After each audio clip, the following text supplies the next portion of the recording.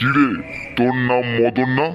কালকে তুই এই পাড়ায় এসেছিলি বল্টুর সাথে মারামারি করতে না? হ্যাঁ, আমার নাম মদন। আমি কালকে বল্টুর সাথে এই পাড়ায় এসেছিলাম মারামারি করতে। তুই কি করবি আমায়? তুই বড় মোস্তান হয়ে গেছিস তাই না? তোর হাত পা ভাঙার কন্টাক্ট পেয়ে গেছি, দেখ এবার তোকে আমি কি করি। তুই দাঁড়া, 1 মিনিট দাঁড়া, আমার বন্ধুদেরকে আমি ডাকছি। আমার বল্টু বন্ধুকে আমি ডাকছি, দাঁড়া তুই 1 মিনিট, আমি ফোনটা করে নিই। কেওয়াইসি আপডেট করানো বা আত্মীয় পরিজনদের আর তোর আর ফোন লাগাতে হবে না। এই নে, এই নে, আরো নে। তুই বেশি বড় মোস্তান হয়ে গেছিস তাই না? আরো নে, এই নে। বল্টু রে, এখনো মদন স্কুলে আসলো না? একটা ফোন কর না রে। ঠিকই তো, মদন এখনো স্কুলে আসলো না কেন? দাঁড়া, ওকে একটা ফোন করছি। কেওয়াইসি আপডেট করানো বা আত্মীয় পরিজনদের অসুস্থতা কি সব বলছে এটা? দাঁড়া তো আর একবার লাগাই। করানো বা আত্মীয় পরিজনদের অসুস্থতা বা গ্রেপ্তার ছেড়ে দে বল্টু, আর কল করতে হবে না। ওই দেখ, মদন চলে এসছে। এ লেবু ব্রাদার, মনে হচ্ছে তোকে কে মেরেছে। তুই একবার শুধু নামটা বল, কে মেরেছে তোকে? তোকে এইভাবে কুকুরের মতো কে মেরেছে তোকে? কালকে আমি তোর সাথে যে ছেলেগুলোর মেরেছিলাম, সেই ছেলেগুলো আমাকে চিনতে পেরেছে। তারপরে তোকে জিজ্ঞাসা করেছিল যে বল্টু স্কুলে গিয়েছে, বল্টু আসবে কখন, আর স্কুলে যায় কখন, আর বাড়ি ফিরবে কখন, এইসব কথা জিজ্ঞাসা করছিল। তা আমার আসা যাওয়ার টাইমিং নিয়ে তুই কিছু বলিসনি তো ওদের? না, বলিনি বলি তো ওরা আমাকে লাথি মেরে রাস্তায় ফেলে কুকুরের মতো মারলো আমাকে। কিন্তু তুই আমাকে তো একটা ফোন তো করতে পারতি, কারণ তুই যদি ফোন করতিস তাহলে আমি দলবল নিয়ে চলে যেতাম। ফোন তো করেছিলাম, অনেক বাড়ি তো ফোন তো করেছিলাম, তাহলেও শুধু বলছে সাবধান, डर नहीं लगेगा, कोई सर्वर से फोन करेगा तो वो सीबीआई और डर नहीं लगेगा, सबको ठीक रहना होगा पड़ेगा। আরে ঠিক আছে বেড়াদার, ঠিক আছে। আরে আমার জন্য না একটু না মার তো খেয়েছিস, আর তার কিছু খাসনি। ঠিক আছে, তোর জায়গায় এসে এখন বস। তোর জন্য আমি মার খেয়েছি আর তুই দাঁত বের করে হাসছিস। সি সি সি রে বল্টু সি, সি সি সি রে বল্টু সি, সি সি সি রে বল্টু সি, সি সি সি রে বল্টু সি। ফসকে চিনলি তুই যে বল্টু, আমাকে চিনলি না। কেলটুকে চিনলি তুই যে বল্টু, আমাকে চিনলি না। খোকাকে চিনলি, পেচিকে চিনলি, আমাকে চিনলি না। তোর লাগা আমি মার খেয়েছি, আইলাম আমি, আমাকে চিনলি না। মার তো খেয়ে দাঁত ভেঙে গেল, এইটা দেখলি না। সি সি সি রে পেলু সি, সি সি সি রে বল্টু সি, সি সি সি রে বল্টু সি, সি সি সি রে বল্টু সি।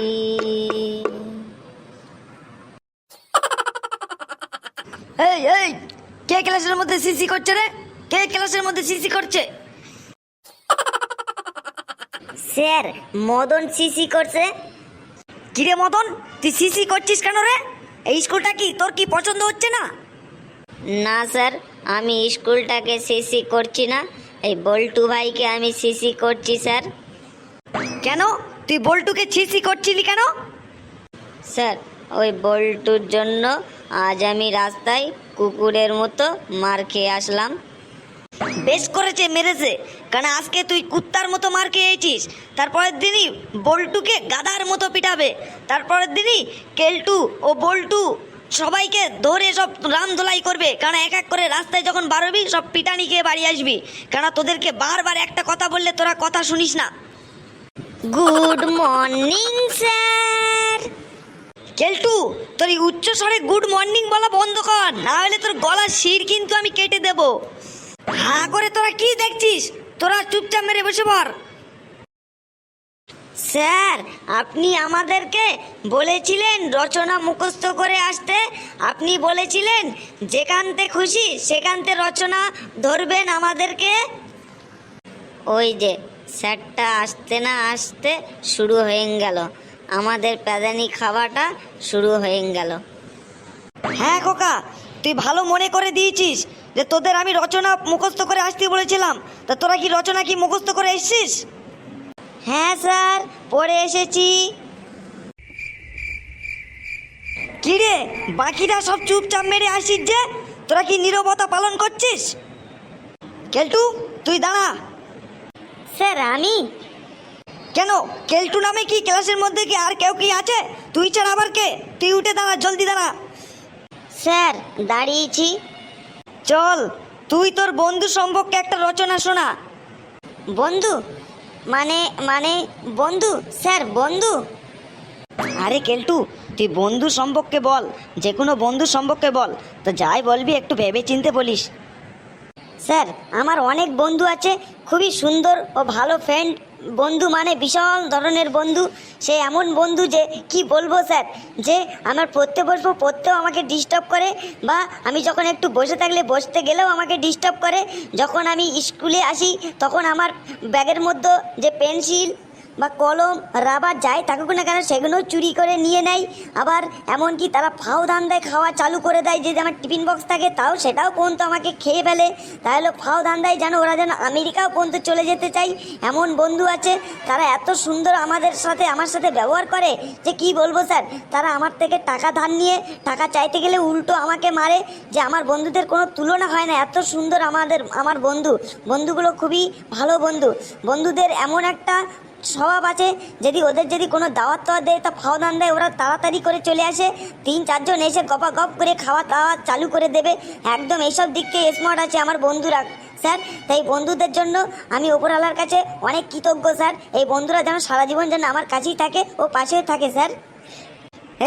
তুই এইসব লিখবি পরীক্ষার খাতায়? এইসব ফালতু কথা লিখবি? এইসব ফালতু কথা লিখে কি তুই কি পরীক্ষায় পাস করতে চাস? এই তুই বেঞ্চের উপরে দাঁড়া, তো বেঞ্চের উপরে দাঁড়া। ওইটাকে ফসকে নাকি? ফসকে, তুই উঠে দাঁড়া। দাঁড়িয়ে বল, মদ্যপান আমাদের সমাজের একটা অভিশাপ। এই মদ্যপান নিয়ে একটি রচনা বলতো। আরে মদন রে, মদ্যপান মানে আবার কি রে? মদ্যপান মানে মদ খাওয়া। মদ খাওয়া নিয়ে একটা রচনা বলতে বলছে স্যার। স্যার, মদ্যপান মানে একটি হলো নেশা। এই নেশার কারণে অনেক পরিবার ধ্বংস হয়ে যাচ্ছে মদ্যপানের জন্য স্যার। বাহ, ভেরি গুড। তারপর বল। স্যার মদ্যপান খুব খারাপ জিনিস। কিছু কিছু মানুষ আছে তারা মদ না খেলে চলে না, মনে হয় যেন ওদের এই যে দুমুঠো ভাত, ওই ভাত না খেলে ওরা চলবে, তাহলে মদ এদের লাগবেই। তারা যখন মাল খায়, মাল 2 প্যাক খাওয়ার পরে মনে হয় যেন এদের কাছে চাঁদ চলে এসছে, এরাই যেন পৃথিবীর মধ্যে একাই 100, এরকম তাদের মনে হয়। তখন কিছু কিছু মাতালদের বা অনেক মাতালদের এরা মাটিকে খুব ভালোবাসে। মাটিতে এরা কখনো লটর পটর করে 2 প্যাক মারার পরে কেউ ড্রেনে, কেউ জলের মধ্যে, কেউ মাটিতে লটর পটর করতে থাকে। এরা যেখানে যাক না কেন, পিকনিকে যাক বা যেখানেই যাক না কেন, 2 প্যাক মারার পরে এরা মাটিতে লটর পটর করে। বা যেখানেই যাক সেখানে গিয়ে আগে দেখবে মদের দোকানটা কোথায় আছে, সেটা আগে ওরা খুঁজে বার করবে। তা যারা মদ খায় তাদের একটা গুণ ভালো, এরা যতই গলা অবধি মাল খাক না কেন তাহলেও এরা ঘরটা ঠিক চিনে এরা চলে আসবে। এদের কাছে এটা খুবই ভালো। তাই এর কিছু কিছু মাতাল আছে, তারা মাল টাল খেয়ে গলা ভর্তি খেয়ে তারা যখন মাটিতে লটর পটর করে, কুত্তা যখন এসে মুতে দেয় চোখে মুখে, তাহলেও এদের নেশার ঘোর তখন কাটে না স্যার। তুই থাম, তোর অবস্থাও দেখতে পাচ্ছি খারাপ। তুইও বেঞ্চের উপরে দাঁড়া, তো বেঞ্চের উপরে দাঁড়া। স্যার আমার খুব জোরে প্রসাব লেগেছে বটে। দেখো কাণ্ড, ও বুঝে গেছে যে জানে যে এবার আমাকে পড়া ধরবে, তার কারণে ও বলছে যে প্রসাব পায়খানা লেগেছে। তুই কি প্রসাব পায়খানা করতে কি স্কুলে আসিস মদন? না স্যার, পড়াটাও পড়তে আসিক বটে। তা বেশ, তুই তাহলে এবার দাঁড়া। দাঁড়িয়ে বল, কলকাতা মেট্রো ভ্রমণ নিয়ে একটি রচনা বল। কলকাতা মেট্রো ভ্রমণ নিয়ে রচনা বলছি স্যার। কলকাতা মেট্রো ভবন খুবই সুন্দর বটে। যখন মেট্রোর দরজাটা খোলার সাথে সাথে লোকজন নামাইতে না দিয়ে সব ঠেলা হুড়ো করে বটে। যখন ওর মধ্যে গিয়ে কিছু মানুষজন গিয়ে বসার জায়গা না পাওয়ার ফলে তারা এত শক্তি দেখায়, মনে হয় যে বিধানসভার সিটটা এরা এইভাবে মনে হচ্ছিল যে এরা জোর করে নিয়েছিল বটে। এমন এমন মানুষ আছে ওই মেট্রোর মধ্যে মাল বা মদ খেতে দেয় না, তার কারণে ওরা আগে থাকতেই মদ খেয়ে ওঠে বটে। কিছু মানুষ আছে গুটকা খৈনি বিড়ি ওর মধ্যে তো খাওয়া নিষেধ, তাহলে ওরা আগে থাকতেই ওঠার আগে ওরা খেয়ে দিয়ে আসে বটে। মেট্রোর মধ্যে কিছু কিছু মেয়েরা ও ছেলেরা ভিডিও বানায় ও নাচ গান করে রিল বানায়, ইউটিউবে ছাড়ে, ফেসবুকে ছাড়ে, ইনস্টাগ্রামে ছাড়ে, যেখানে সেখানে এরা ভিডিও করিয়ে বেড়ায়। থাম থাম, আমি বুঝতে পেরেছি তোর যে কতটা জ্ঞান আছে। তুইও ওদের মতো দু হাত তুলে ওখানেই ওইভাবে চুপচাপ মেরে দাঁড়িয়ে থাক। বল্টু, তুই আর দাঁত বের করিস না, না হলে কিন্তু তোর দাঁতে মেরে দাঁত ভেঙে রেখে দেবো। বল্টু, এবার তোর পালা, তুই উঠে দাঁড়া। বলুন স্যার, কি বলতে হবে বলুন। তুই আমাদের মানব জীবনের ফেসবুকের ভূমিকা কি এটা নিয়ে একটি রচনা বল। স্যার, ফেসবুক এমন একটা দরকারি জিনিস যে যেই থেকে ফেসবুক এসেছে সেই থেকে মানুষের আর বইয়ের পাতা আর খুলতে লাগছে না, শুধু ফেসবুক খুললেই ওখানেই সব কিছুই পাওয়া যাবে। যখন ফেসবুক এসেছে তখন থেকে মানুষের আত্মীয় স্বজন, যেগুলো নিজের আত্মীয় স্বজন ছিল, আত্মীয় স্বজনের ছাড়া তখন বাইরের আত্মীয়রা বেশি হয়ে গেছে, চেনা পরিচিতরা চাইতে অচেনা পরিচিতরা তারা বেশি হয়ে গেছে। কেউ কোনো দিন ফেসবুকে কোনো যদি হাই বলে লেখে তা কত মানুষ আছে তখন বাই বলে লেখার জন্য। কেউ যদি কোনো মানুষ কেউ যদি একটা চেড্ডি বা লুঙ্গি বা গেঞ্জি বা যাই কিনুক না কেন যদি ফেসবুকে দেখাতে লাগে তাহলে সব মানুষজন কত কি কমেন্ট করে বলে হ্যাভি সুন্দর হয়েছে। কোনো কোনো মেয়েরা আছে আয়টা ময়দা মেখে তখন তারা ফেসবুকে একটা ফটো ছেড়ে দেয়, দেওয়ার পরে বলে যে আমাকে কেমন লাগছে। তখন আরও কিছু কিছু ছেলে পিলেরা আছে তারা তখন কমেন্ট বক্সে বলে ময়দাটা আটার ভাগ বেশি হয়ে গেছে, একটু কমিয়ে দিলে আরও খুবই সুন্দর লাগতো। এখন কেউ যদি বিয়ে করতে চায় বা কোনো কিছু করতে চায়, বিয়ে করতে গেলে এখন পাত্রীও খুঁজে পাওয়া যাচ্ছে, কারণ ফেসবুকে শুধু একবার SMS করে দিলে হয়। পাত্রীর হুড়োহুড়ি ও বুড়ো বুড়ির কোনো একদম কোনো ছাড়ছর নেই।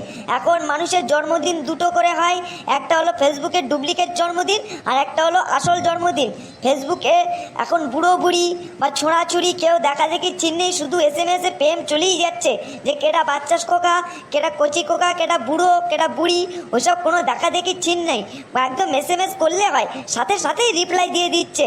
মানুষ এত পরিমাণ এখন ফেসবুক চালানো যে মানুষের এত চাহিদা হয়ে গেছে ফেসবুকে যে মানুষ এখন কি করবে না করবে, যা কিছু খাওয়া দাওয়া করতে গেলেও তখন ফেসবুকে একবার দেখাচ্ছে যে আমি এটা খাচ্ছি, আমি ওটা খাচ্ছি, বন্ধুরা গাইস তোমরা একবার দেখুন আমার কেমন লাগছে। তখন সাথে সাথেই সব মানুষজন আছে তারা রিপ্লাই দেওয়া চালু করে দেয়। স্যার, তুই আজকে আমার একটা মনের কথা বলেছিস, কেননা তুই যখন স্কুল ছুটি হয়ে যাওয়ার পরে যখন বাড়ি যাবি আমার নাম করে ক্যান্টিনে একটা ললিপপ খেয়ে চুষতে চুষতে তখন বাড়ি যাস। এই তোরা সবাই বস, আজকে বল্টুর অ্যান্সার শুনে আমার মনটা আজকে ভরে গেল, আমি আজকে চলে গেলাম।